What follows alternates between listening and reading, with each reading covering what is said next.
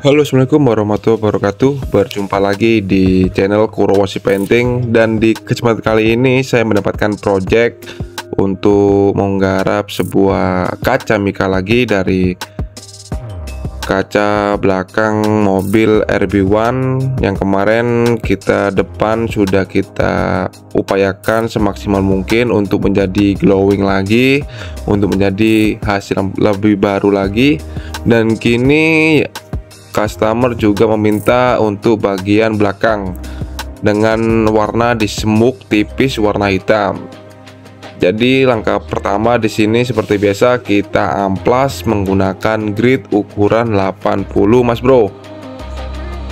Setelah ukuran 80 dan setelah semua cat yang ada di mika lampu belakang ini terkelupas, kita lanjut ke grid ukuran 120 sampai dengan ke grid 1500 sampai nanti hasilnya mika menjadi halus, licin, dan tidak ada lagi bekas-bekas dari cat hitam dari mika lampu ini Mas Bro.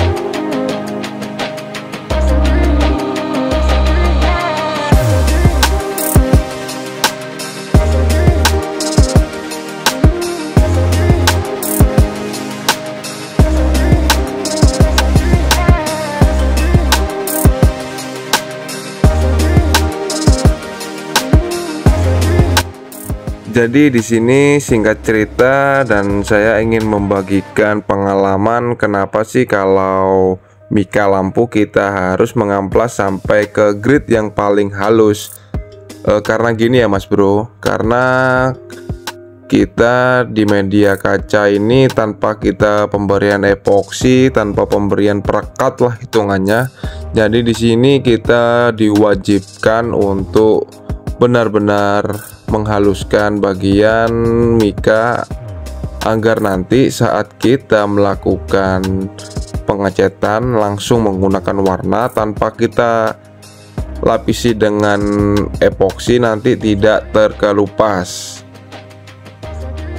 Maka dari itu kita diwajibkan untuk harus benar-benar menghaluskan daripada kosokan kita, biar nanti hasilnya pun lebih maksimal ketimbang kita cuman mengamplas untuk grid 1000 ya Mas Bro. Jadi pernah pengalaman saya dulu waktu saya mengerjakan stop lamp lampu motor, kalau nggak salah punya Jupiter, itu juga seperti ini Mas Bro. Karena saya kurang berpengalaman, karena saya nggak pernah merepaint sebuah mika lampu, jadi saya hantam pakai amplas grid maksimal ukuran 1000, kemudian langsung saya kasih warna malah hasilnya bletrek mas bro. Dan bisa disebut juga terdapat keriting-keriting ya, dikarenakan itu karena amplasan kita kurang halus. Berbeda kalau kita ngecat di bagian media-media ABS, plastik atau sebagainya yang menggunakan dasaran epoksi dulu. Karena di sini mika lampu ini tidak menggunakan epoksi, jadi ya wajib untuk kita amplas sampai grid ukuran maksimal 2000 lah, agar nanti hasil amplasan kita bisa bagus dan tidak membekas di mika lampu ini mas bro.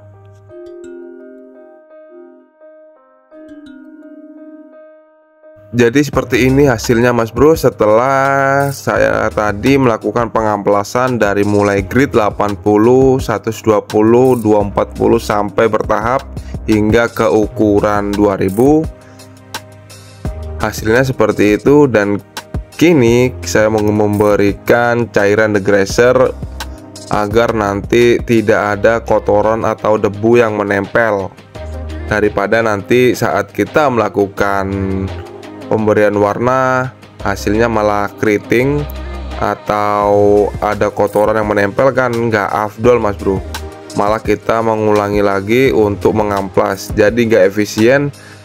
Dan di sini untuk mika lampu putih tadinya minta disemuk tipis, jadi di sini saya memakai warna candy hitam dari Penta ya mas bro.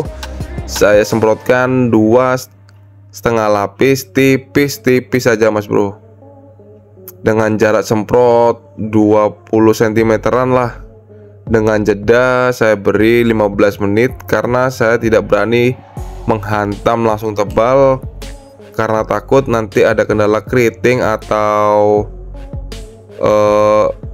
nanti catnya tidak mau menempel karena kebanyakan cat yang kita timpa tanpa kita memberikan jeda overlay terlalu lama. Dan di sini langsung saja saya sikat dengan clear coat setelah saya tunggu kering 30 menit. Dan untuk clear coat tersendiri saya juga memberikan 2,5 lapis dengan cara metode sama, tipis-tipis saja, yang penting merata mas bro.